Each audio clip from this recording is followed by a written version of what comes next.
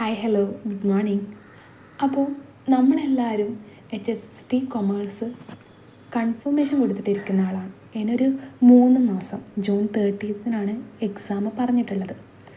ആദ്യം നമുക്ക് വേണ്ടത് ഓൾറെഡി കുറേ ആൾക്കാർ പഠിച്ച് റിവൈസ് ചെയ്യുന്ന ടൈമാണ്. നമ്മൾ സ്റ്റാർട്ട് ചെയ്തിട്ട് കാര്യമുണ്ടോ നോക്കേണ്ടത് നമുക്ക് നോക്കാം. ഓക്കെ, 3 മാസമില്ലേ.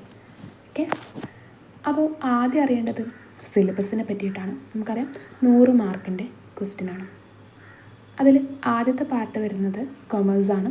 ആൻഡ് കൊമേഴ്സിൽ തന്നെ ഡിവിഷനായിട്ട് വരുന്നുണ്ട്. First module research methodology quantitative techniques.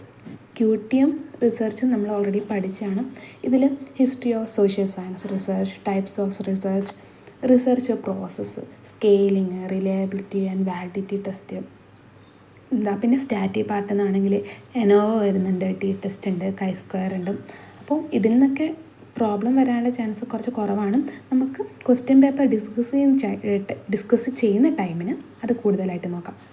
Second module വരുന്നത് financial market and service and investment management. അതിൽ നിന്നും 7 മാർക്കിനാണ് ക്വസ്റ്റ്യൻ വരിക. Then module 3 portfolio management and derivatives. കുറച്ചും കൂടി വൈഡായിട്ടുള്ള സിലബസാണ്. Then income tax and GST.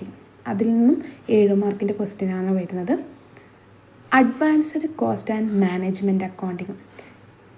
എനിക്ക് തോന്നുന്നു എൻ്റെ ഫേവറേറ്റ് സബ്ജക്റ്റാണ് കോസ്റ്റ് അക്കൗണ്ടിങ്. സോ ഈ പാർട്ട് കുറച്ചും കൂടി എളുപ്പമാക്കാൻ വേണ്ടിയിട്ട് മാക്സിമം ഞാൻ ട്രൈ ചെയ്യാം. Then corporate financial accounting and reporting. Okay, എവിടെയും വലിയ ബുദ്ധിമുട്ട് നമുക്ക് ഉണ്ടാകുമെന്ന് തോന്നണില്ല. ദെൻ 7th മൊഡ്യൂൾ വരുന്നത് international business and finance.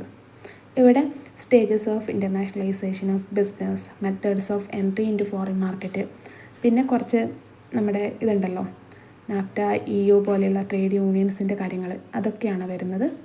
Then 8th module വരുന്നത് മാനേജ്മെൻറ്റ് ആൻഡ് ഓർഗനൈസേഷണൽ ബിഹേവിയർ. PGക്ക് പഠിച്ചിട്ടുണ്ടാവും.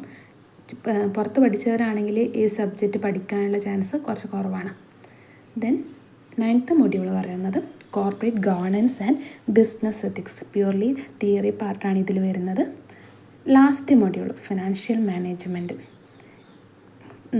നമുക്ക് പ്രോബ്ലത്തിന് കുറച്ച് ചാൻസ് കൂടുതലുള്ള ഏരിയയാണ്, ബട്ട് സിമ്പിളായിട്ടുള്ള ഒരു ഏരിയയാണ്. കുറച്ച് ഇക്വേഷൻസൊക്കെ നമുക്കതിൽ പഠിക്കാനുണ്ട്. ഓക്കെ, ദെൻ നെക്സ്റ്റ് പാർട്ടായിട്ട് വരുന്നത് റിസർച്ച് മെത്തഡോളജി ആൻഡ് ടീച്ചിങ് ആപ്റ്റിറ്റ്യൂഡാണ്. അതിൽ ടീച്ചിങ് ആപ്റ്റിറ്റ്യൂഡിന് 5 മാർക്കും റിസർച്ച് ആപ്റ്റിറ്റ്യൂഡിന് 5 മാർക്കുമാണ് വരുന്നത്. ആൻഡ് ലാസ്റ്റ് പാർട്ട് എന്ന് പറയുന്നത് ജനറൽ നോളജും കറണ്ട് അഫെയർസാണ്. അതുപോലെ റിനൈസൻസ് ഇൻ കേരള. ഇതിൽ ജനറൽ നോളജും കറണ്ട് അഫെയർസും നമുക്ക് കുഴപ്പമില്ലാണ്ട് നോക്കാം.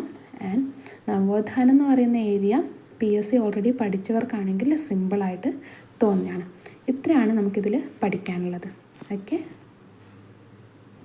അപ്പോൾ ഇതിൻ്റെ ഡീറ്റെയിൽഡ് ആയിട്ടുള്ള കാര്യങ്ങൾ നമ്മൾ ഓരോ മൊഡ്യൂൾ വെച്ചിട്ട് നമുക്ക് ഡീറ്റെയിൽഡ് ആയിട്ട് പഠിക്കാം. ഓക്കെ, അപ്പോൾ നെക്സ്റ്റ് ക്ലാസ്സിൽ വീണ്ടും കാണാം. ബൈ.